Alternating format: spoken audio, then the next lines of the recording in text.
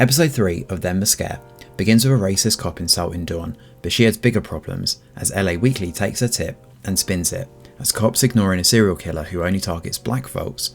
Lieutenant Schiffer is furious as he takes McKinney off the case and tells Dawn to clear up her mess. It seems that Athena works at Kyung-A's toy store. Her hands get worse, and after looking at a Raggedy Ann doll, she almost slices her hands off.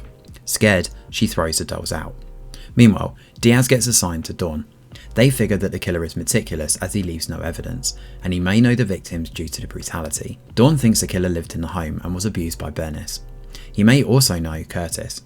As for the lining up of supplies, they think he just wants attention. It cuts to Edmund inviting Rhonda over. His mood dulls when she reveals she usually hangs out with Donovan, the camera guy. He dresses up as a killer and threatens her with a knife. She gets scared and he suddenly snaps out and commends her improv. She runs off while he is accelerated that he can play the part of the killer so well. As for Dawn, she gets a call from Kwon Victor, the son of Korean immigrants. He reveals that his two sisters were murdered the same way, but the cop just harassed his dad and dropped the case. She finds the mirrors in their room covered like Curtis's. Victor reveals that they were scared to sleep, just like Bernice. She finds videotapes and it shows the girls acting strange and claiming that a man with red hair is following them. Elsewhere, Edmund slices through his thigh while watching a documentary on Charles Manson. Stop it. Get some help.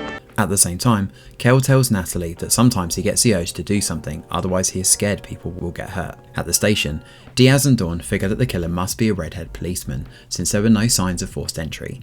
Victims of different race were targeted, and there were no mistakes. That night, a drunk McKinney tries to apologise to Dawn, but when she doesn't accept it, he turns menacing. A scared Dawn reaches for a gun, but he leaves.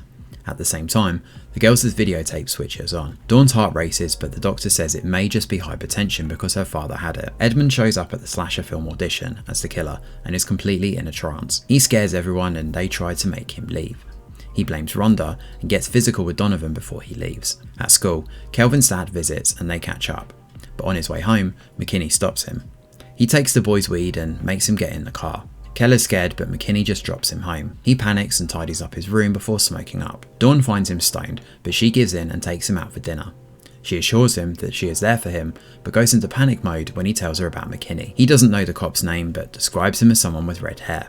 At the end of the episode, Dawn stops outside McKinney's home and recalls how he bullied and threatened Malcolm, Curtis, and even her. Thanks for watching, and do let us know your thoughts in the comments below. Smash a like or subscribe to the channel, your support is very much appreciated. I'm Greg Wheeler, and from all of us over here at The Review Geek, we'll see you on the next video.